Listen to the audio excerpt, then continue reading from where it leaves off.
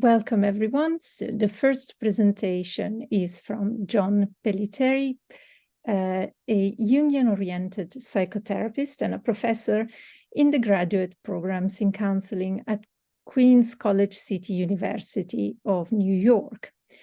He has taught and supervised graduate students in school and mental health counseling for over 25 years.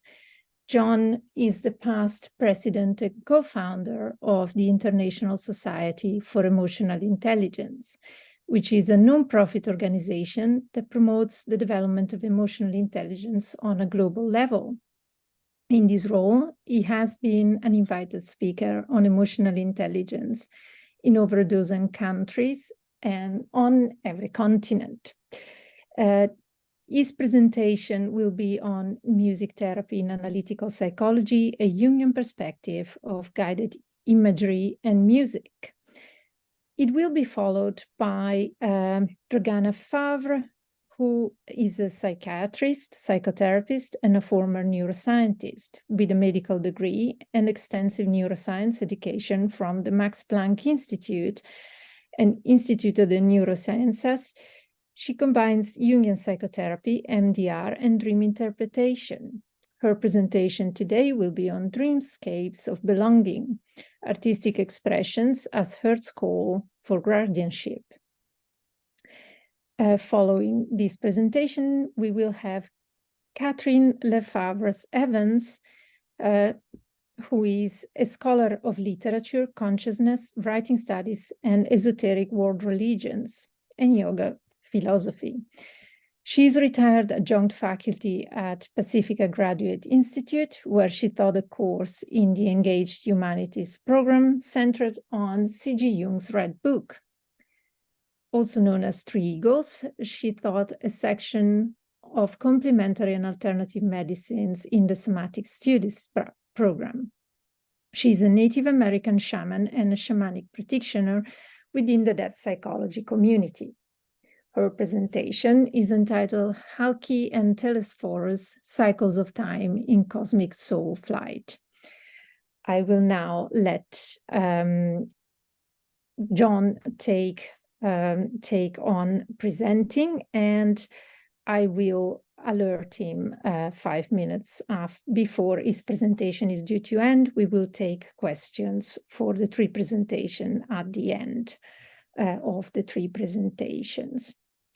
Thank you very much. Off to you, John. Thank you very much. I'm going to share my screen to show my PowerPoint. Yes, I'm currently a psychologist and psychotherapist. I forgot to put in the biography that I'm also a music therapist. And in that context, I studied guided imagery and music, which is a particular form of music therapy. And I'm new to the International Association for Jungian Studies. This is my first event. So I thank you all, Rula and Mary Beth and others who organized. Thank you for the opportunity to let me present here. I appreciate this. And this is something that I've been involved in. I received music therapy, guided imagery and music years ago. I've used it in my therapeutic work, and there's a very clear connection with Jungian work. So I have a short time to present, so I'm going to try to give a brief overview of all this. Let's see, hold on. Okay, so just briefly, music therapy is the use of music and musical experiences to create a therapeutic effect.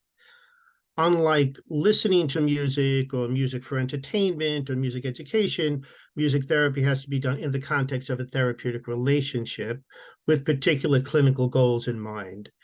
And major methods of music therapy includes improvisational music making, songwriting, and then the third major method, which I'll be speaking about today, is music-induced imagery. Okay, so this is one of the major approaches to music therapy.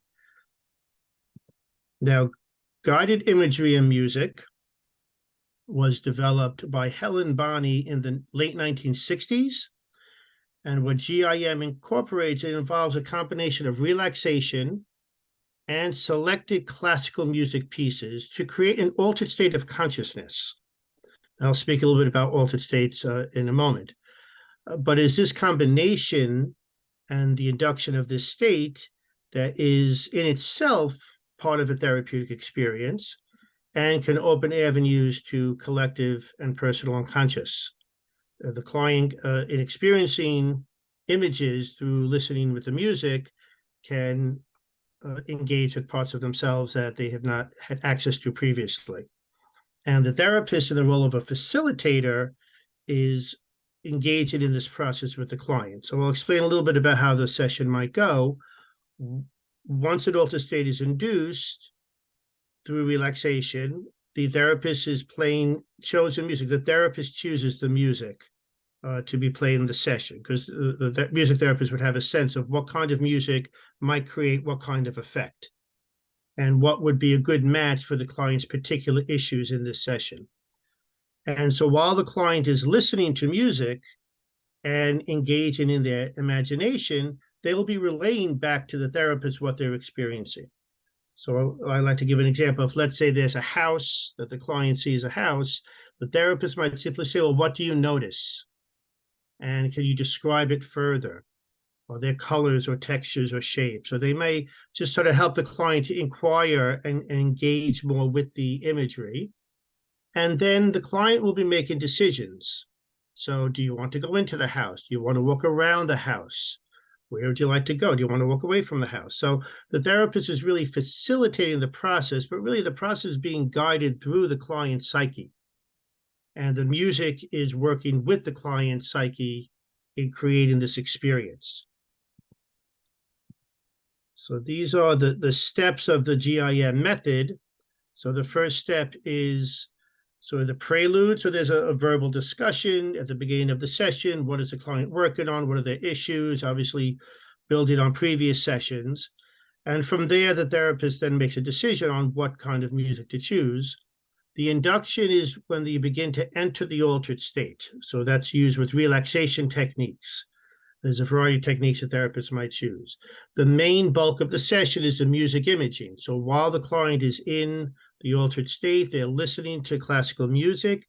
Again, it's maybe between 20 or 40 minutes of music, depending on what the client needs and what they can tolerate. And they're engaged in their imagination. I like to describe it as being a conscious participant in a dream. So while images are coming, a story is unfolding, the music might be influencing this story, and the client is immersed in experience. Obviously, as the more experience in the sessions, they might go deeper over a period of time. They tend to go more quickly and more deeply into an altered state, and can therefore access much images and symbols that are much more deeply rooted. And they're going through that experience, again, conveying the experience to the therapist. At the conclusion of the music, then they return, they come out of the altered state. And then the postlude is an opportunity to discuss the experience, what were significant images, what were the dynamics that were unfolding, connect the experience to previous sessions, and obviously connect it to larger themes of analytic work. So this would be a typical layout of the session and how the therapist would facilitate that with the client. A few important things, as I said before, the therapist chooses the musical program. Again, that's based on what the client needs, based on what the piece could evoke in the client. And to think of the music in this process, the music co-constructs the imagery with the client. So when I present the case study, you'll see a clear example of that. So the music is influencing the situation, but obviously the client's unconscious mind is opening up and unfolding. Music could serve as a co-therapist, in a sense, to be influencing and guiding the client here. One instruction that you sometimes give is, let the music take you where you need to go. Or how can you use the music in this situation? So the client can draw upon the music as an immediate resource in their journey. And in that regard, the music can provide emotional energy to the process. And I say the word journey, they use a great deal of metaphors in GIM. And so we talk about the client as being a traveler and the therapist as being the facilitator or the guide. So you're really in a journey, traveling. And as I said earlier, it's like being in a dream, but you're a conscious participant. That's a distinction with altered states of consciousness. By doing the relaxation techniques, you are allowing the ego functions to loosen, and that allows the client to open up to deeper layers of the psyche. But you are not asleep. You could come out of it any time. You could open your eyes. You can just, get into an ordinary conscious state. And so in that regard, you're in this altered state, you're able to engage with the images and the symbols. So it's really working with the unconscious in the moment as it's evolving. 5 minutes, John. Thank you. Okay. And so a few overlaps, connections to the analytic psychology, images and symbols. Obviously, Jung worked a great deal with images. So there's a direct connection here. The guided imagery and music is a lot like an active imagination. So you are engaging with the images in that regard. The term circumambulation, you're in a a visual space, so you could walk around an object. You could circumambulate and look from different perspectives. And certainly the Jungian skills of dream interpretation can be employed. So let's just sort of summarize these two sorts here. I'll give a quick case study. So this was a 30-year-old male. This was deeper into the session. It was the 23rd session of 28. This was the music that was chosen, the selected movements from these composers. The last piece by Ralph Vaughan Williams, The Lark Ascending, is most notable, and I'll get to that at the next point. This was the story that evolved. Again, a 30-minute or 40-minute session summarized here. This is from the client's perspective. I had to fight to get away from two threatening, shadowy figures. I went off into the forest and came upon a pool of water with a golden beam of light shining on it from heaven. I was wounded and immersed myself into the water where the light had a healing effect on me. Then a curious, strange little forest creature touched my left side. He became my companion as we returned to contend with the shadowy figures who were in the shed in the forest. They were surprised by me and no longer looked so threatening, but seemed weak and afraid. I would not let them leave as I confronted and questioned them. My feelings transformed from threatened and angry to forgiving and accepting. We walked together outside the shed, and the shed behind us was burning. We, the client, the two people, and the little creature, we transformed into a giant bird with the two figures on either side becoming the wings. With feelings of peace, the bird ascended above the forest towards the sun. So there's so many ways we can go, and I think someone is unmuted. I hear someone in the background. I'm sorry, I hear someone in the background. Is there someone? Please mute. Thank you. So again, to look at so many ways we can examine this, I have a little time here. So one was engagement with the symbols. The client was able to access the healing light from heaven and pools of water, clearly archetypal symbols, and we're healing and creating energy for the client.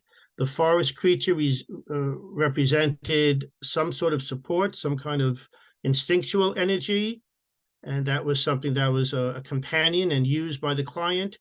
And then the confrontation with the figures, engaging these shadow figures. And the transformation of images was remarkable. This was clearly a turning point in the client's therapy process, that he could confront the figures was one, and then that in this confrontation, this engagement with the symbols, they were transformed. A key point here is the relationship of the music. The last piece was the lark ascending, and that clearly influenced the creation of the imagery of a giant bird. So not knowingly, the client used the energy and structure of the music. The client did not know the name of the piece, had not heard the piece of music before.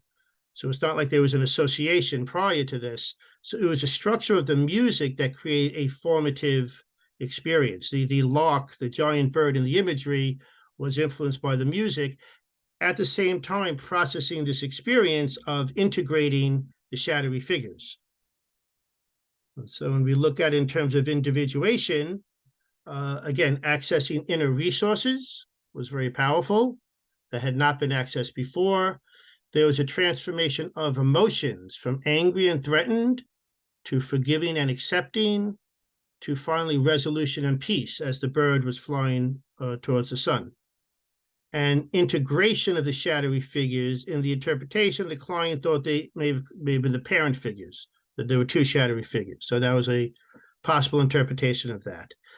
Again, it could go a much greater depth and much greater extreme of how we would look at this from a Jungian view, and certainly in the therapy process that was engaged. So there was a deeper examination of the symbols and meaning. But clearly the music and the experience of GIM was enabling this degree of integration and individuation. These are the references. And this is me. I hope I finished on time, and thank you very much. Thank you. I'm now giving the word to Dragana Favre. Thank you very much. I'm going to... I hope that you're seeing now at my screen. Just open.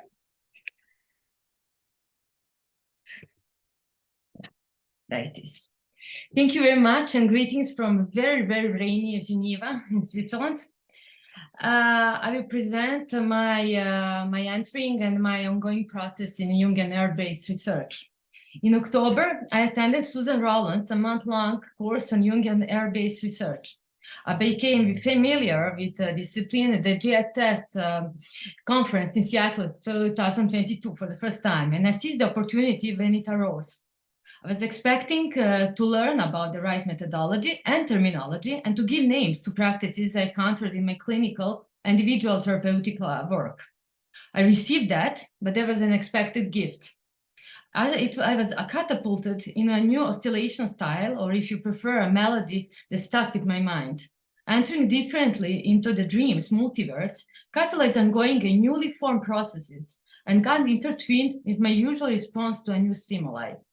Here, in the next few minutes, I will share my personal experience with the Jungian air-based research, which began with the course, when I was both subject initiating the process and the object of my exploration, and then continued to live its own life, where I, as both object and subject, enter different horizontal, vertical, intersubject, interobject, and temporal dimensions, bringing my personal material to the collective sphere. These new dimensions give a new perspective to my initial material, evolving toward a more complex and collective questioning of why humans are failing to save their only one home, this planet. Just going here, yeah. I do not delve into the details of a Jungian air-based research process, but I will only name the name lines of work. This process is far from linear. In October, supported by the group dynamics, I went step by step, but then once out of the group environment, I needed to revisit previous steps. My process started creating loops, like here, and these loops are in fact one spiral. Each turn brings something additional. Each new layer doesn't annihilate the previous one. Each is farther from the starting point, but still contains it. My starting material was my dreams, not all dreams, but repetitive ones with a clear spatial organization. Last year, since the pandemic, my unconsciousness had been building an aneric world. First, it was a tiny world, town-sized with streets and well-defined bus stops. Then there were other towns and cities, some countryside, clearly belonging to different geographical coordinates and with more complex transport systems. There were dream versions of Paris, New York, Göttingen, Belgrade, etc. I was slowly and systematically mapping my dream spaces. Nature was present, people as well, but they were secondary. The city urbanism and intercity transport system were the main contents. People were part of the places, belonging to them as much as the exact routes and shortcuts my ego had to take in dreams to reach its destination. As dreams progressed, I was able to situate my apartment, unrelated to the reality, and its interior design and composition even in details, how sunshine illuminates some corners and how dusty is the surface of the kitchen table. I was very intrigued by these dreams, especially because I would suddenly remember these urban landscapes in my daily life, often correctly naming the spoken emotion in the therapeutic attenor, thanks to the dream image. My first line of work was very scholarly, looking for the text and articles, as usual, supported by Jungian psychology and symbolism. Dreams elements, which I call here dreamscapes, were my guide as object of my research and as the real subject of it, guiding me to be the vessel or object of their incarnation into a vacant world. I needed to materialize it, to see it, to name it. I started building it with common materials in my surrounding. I didn't specially buy or look for anything. I started drawing as I would draw a map. Here you can see a bit of that. Connecting is on the closest big paper in my room. It felt unprotected. I surrounded my dreamscapes with eye makeup removal pads. Every evening of this work, before going to bed, I would remove my makeup, which I like a lot, and glue the pad on the paper until they made a circle. And I added a few ginkgo leaves. Then it was nicely protected horizontally, but I needed something more. I needed to see them and also to camouflage them. Then, again, it was not totally right. It was too static. I needed the possibility of movement. Under the paper, I put a spider toy, one you can manipulate by a remote control. It wasn't stable, but there was a possibility of movement and security of not crashing even if it started moving suddenly. It was just right. I was missing an adhesive. So I added different green-colored wool threads until it seemed satisfactory by my bodily sensation, even with my eyes closed. And here it is, you can see from above. I was reading a lot. However, nothing was speaking to me until this sentence. Leaving the house is the opposite activity for a migrant who has no home anymore. There it was, my homelessness. It struck me deeply. So simply, so many times said, analyzed, verbalized, and still here. Coming from ex-Yugoslavia, even more from a very polarized family, communist and anti-communist, where God was annihilated, worshipped, and feared, my loyalty is lost in the family and cultural history. When I have to say where I'm from, well, I will let Marina Abramovic say this one for me. When people ask me where I'm from, I never say Serbia. I say I come from a country that no longer exists. I'm desperately searching for something that has lost its name, but still had an earth. And again, I refuse the earth where I was born because there is no more a name I'm attached to. Jane Jacobs said that the town separates us from a savage outside. It brings solidity to nomads. Being a 21st century European nomad, I'm asking myself if this is all about coming home. I spent my youth days on the streets of Belgrade, protesting every day as a member of a student demonstration against Slobodan Milosevic. This sort of activism colored the beginning of my adulthood. 20 years later, I started demonstrating again against climate change actors. Is there a link? This is again a search of home for a future homeless me. Rapidly, I was satisfied with this answer. This was when I presented my up-to-date final work. All made sense. Earth is our home. Only through our attachment to it, we can search for its survival. It sounded easy, clean, and so right. But I continued. My November days became with body movements. With no artistic aspiration and absolutely guided by intuition that this could be a right moment for me to find some rest from a hectic life, I joined contemporary dance classes, which ended up being spontaneously dancing classes with two leitmotif exercises. One, exploring the interior home, and another, dancing the sound with 3 rules. Don't move your feet from the ground, close your eyes, and be honest with yourself. And there I was, again in my dreams, even more in my dream in my apartment. I was exploring it this time by body movements, and it started to be something else, a big disillusionment. The more I became familiar with it, the more I realized that there were images from my childhood, replicas of no longer existing world. And it was dusty, so dusty, and in a way it was boring. And again, dancing without feet moving all became intense and filled the potential for movement, a spoken barrier that gave place to sensation. Something changed. So I kept on dancing in my dream apartment until I felt the urge to get out without doing it. More synchronistic things happened in the meantime. One I will mention here. I watched an avant premiere of the film Lost Country, which I sincerely recommend. with the presence of the director Vladimir Perisic. One patient, a Russian woman having a thymic decompensation since the start of the war in Ukraine, not being able to identify with the Russian role in the conflict, mentioned to me by chance that there was a Cannes prized Serbian movie in Geneva Cultural Center. Not knowing what is it about, I found myself watching a story of Belgrade student demonstration against Milosevic, the same I participated, but this time from the perspective of a teen boy from a deeply polarized family where status quo of dying Yugoslavia was desperately preserved. I won't spoil the excellent movie, but the end came as a shock to my personal story. Even more, after a film discussion, where the director, he's about my age and fled to Paris after the war, was outlined by numerous nostalgic comments from the public.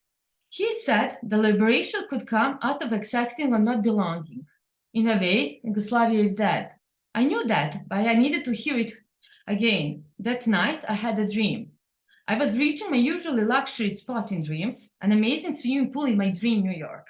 But I saw suddenly its facade was falling down. It wasn't so fancy, and in fact, it was a dream Vancouver, and it was just fine. Everything was just fine. It was just a common city with the common trains and streets and swimming pools, but no trace of idealization. I woke up totally disturbed. Dreams change, active imagination changes. What else changed? What does it mean for the earth, for the attachment to it, for my conclusions, for my homelessness question? What name do I look for? What earth am I saving? Am I only replacing dead Yugoslavia, or please don't die, Earth? Dreams came to the light of consciousness. I named them. 5 minutes. Yes. The dreams came to the light of the consciousness. I named them. I desperately need to put names on them. Paris, Kikinda, Alicante, Yugoslavia. Dreamscapes was a lovable concept because there was an imagined Earth I could love according to my names, and then they become part of my consciousness. But there was something behind, and it sabotages this idyllic love story. These were not anymore hidden. Something was beneath, which made a blurry picture, a yellow facade and dust. I needed to turn my work upside down since the dreams came to the light. And it wasn't right anymore. And then there it was, a water lily, a world with movable roots. How do we name its earth and its water? What if we are failing to save our planet because we give it more our personal, Jungian complex and rich names than trying to simply be in the spectrum of name with a capital N? Homeless in names with a little n, and homeful in a big name, N name. Loving Yugoslavia as name makes me condition my love toward the earth on which I'm brought and judge the other earths that somebody else named theirs. Earth exists. Planet and soil and water as well. As a water lily, our relationship to our roots depends on perspective. Maybe water lily knows exact water coordinates of its birth, but we only see it slowly moving, surviving, adapting, and being free and nourished at the same time. Attachment is necessary, but it needs desperately to become named. The fight for its name can lead to destruction. Maybe it is our fear of homelessness, emptiness, transparency in a chronos reign. Maybe dying earth, changing names and knowing that future can change, given by us names, irritate us. Though we have too many names because the name began makes us short-lived and replaceable. Can we allow us to belong and fight for a future where our existence is so vulnerable? Did the process of naming make us possessive of no matter the future? In other words, can we love Earth and Earth which has no name given by us? Mapping dreams and searching for naming my interior processes through Jungian art-based research allow me to separate from the real spaces and real names. Somehow Yugoslavia lives in me still, even if I call it Vancouver or Paris. Thank you very much. Thank you. Thank you very much. Thank you. We now have Kathryn LaFevers Evans joining us to present. Thank you. Yes, I'd like to screen share in just a moment. A little invocation to begin with.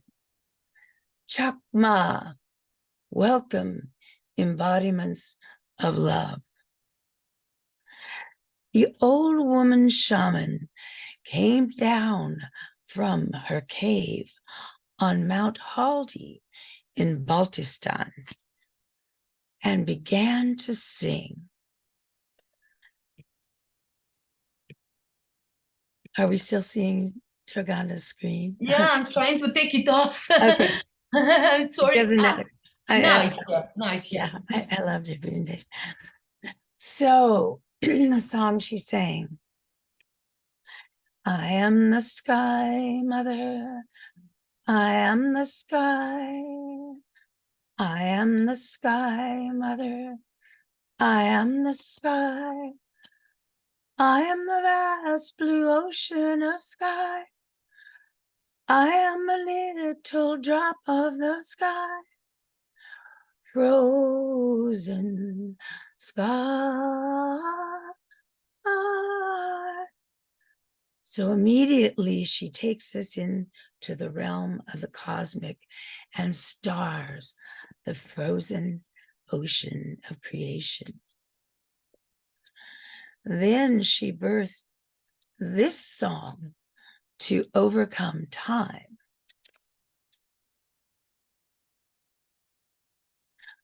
Mrityunjaya Rudraya Nilakantaya Shambhave Amritashaya Sarvaya Mahadevaya Te Namaha. Mrityunjaya, the conqueror of death or time. Rudraya, he who destroys the worlds at the end of time, so that the entire universe can appear from nothing again. This rebirth happens every spring. Blue is the color of omniscience and omnipresence. So the level of Ritam in Hinduism.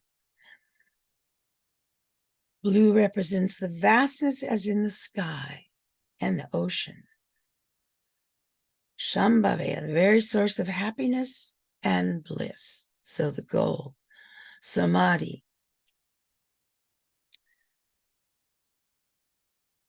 Mahadeva, the Lord of Lords. So we're going to be seeing some images of this in the form of Halki.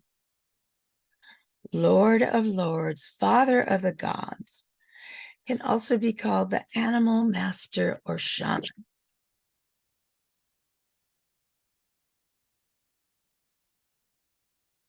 So this is how, for me, this conclusion began, was a quarter of a century ago with the Maha Mrityunjaya mantra, the song to overcome time.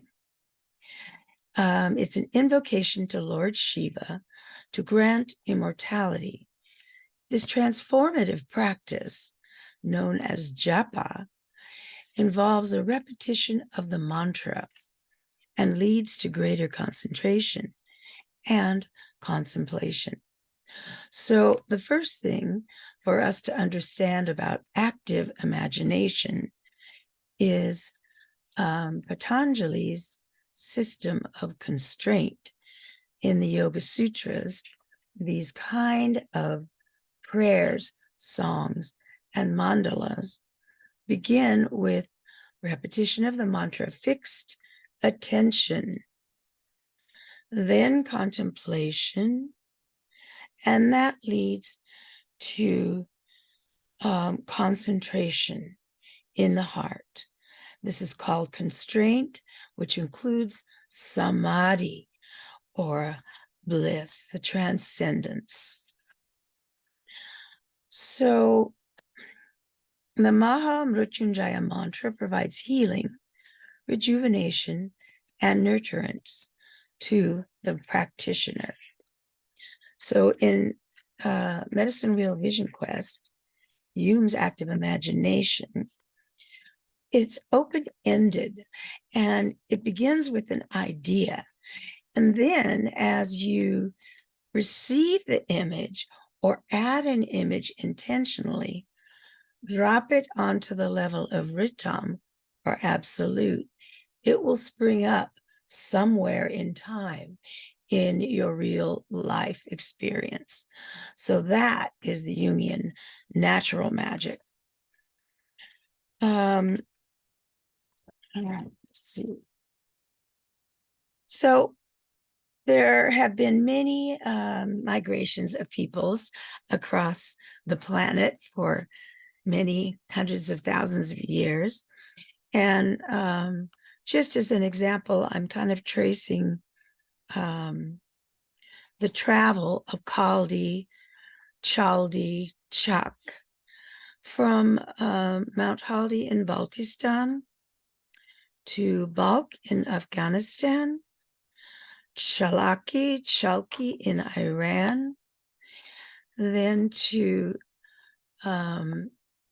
Chaldi of the Urartians in Armenia, and down through the Balik River to Tutul, then west to Ugarit in Syria.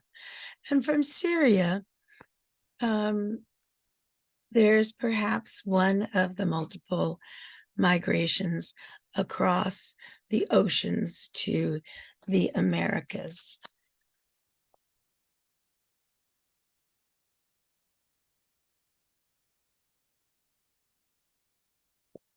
Oh. So I'm going to try to do the screen share here. And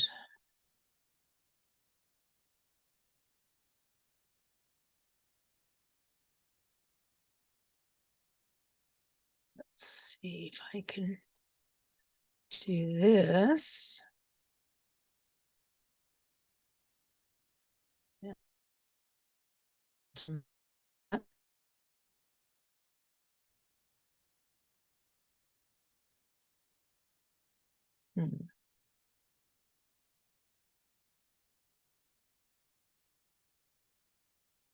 I need to get to my desktop here.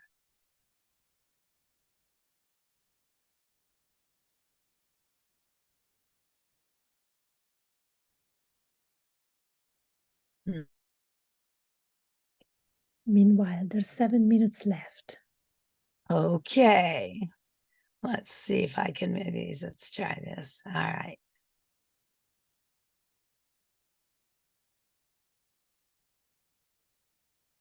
So the PowerPoint will come up here in a moment.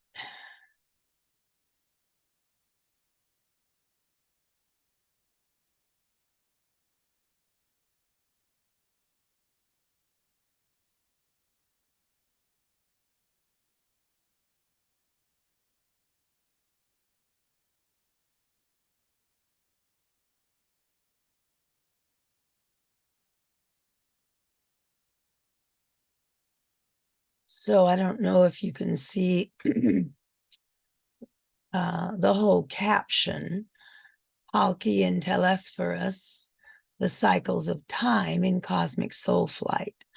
So Halki in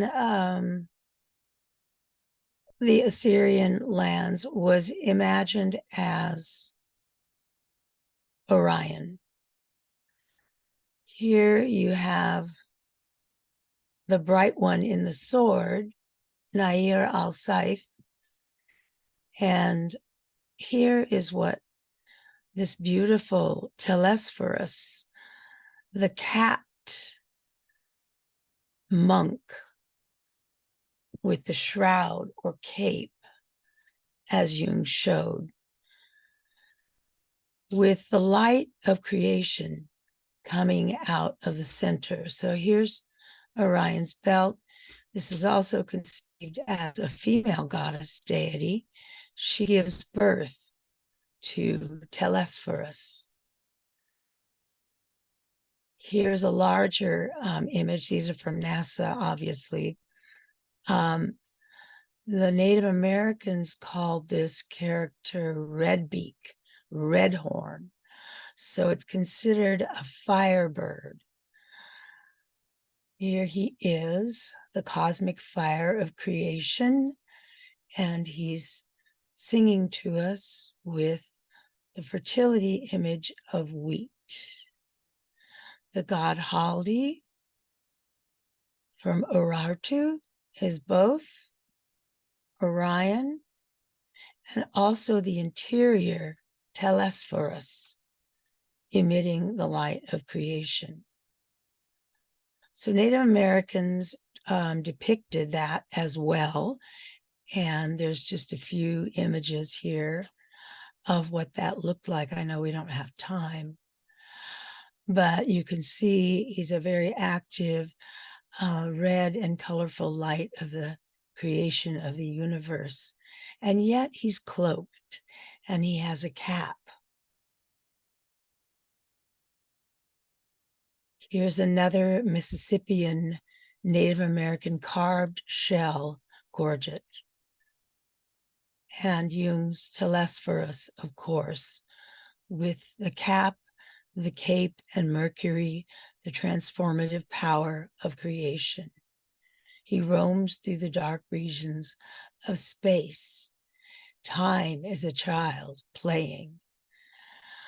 So, and here's more shamanic symbols from my Chickasaw culture. What happens when you're looking at the astronomical history, you go back to Göbekli Tepe in Turkey 11,000 years ago, and then you'll find manuscripts housed in Europe now that were originally written in Syriac in Haran, which is where Göbekli Tepe is. Al-Sabi Tabet ibn Qura al-Harani, the Sabian from Haran, traveled to Baghdad in around 900, translated these treatises into Arabic, and from there they were taken to Spain and ended up translated finally into Latin. So you can see these are star images. All these little dots here are star. Here's Orion. He's like an X or a cross. Here's Orion again, Native American in Chaco Canyon, an X shape with the belt traveling. And back to Ugarit, Syria, Halki, and Telesphorus. Here is Telesphorus, the bright one in the sword. This is a sword coming off his belt, and here is what you see on that. This is the staff of life. They offer grain, the cosmic staff of life. The Hittite grain goddess offers the celestial seed of life as the Pleiades. So this constellation travels through the sky and disappears into the dark regions during the part of the year of summer. So here you are seeing her. This is conceived as Chalki, the cosmic mother, who gives birth to Chalki, the child here, the Orion Nebula. And that again is Telesphorus. So a natural magic treatise that I am studying is housed in Europe alongside Tabet Ibn Qura's De Imaginibus on images, which are images of the stars, planets, and astrological signs. So for me, the end of my journey through the dream time happened when I was able to read that manuscript in person and then come and share these things with you. Thank you. Thank you very much. Thank you. Okay, we now have time for questions to the panel, and we will take 5 minutes break before the next presentations. I will call on the questions. We can now open to the audience. Barbara. Simple question to Kathryn. Where were you in Europe when you were reading these texts? Thank you for asking.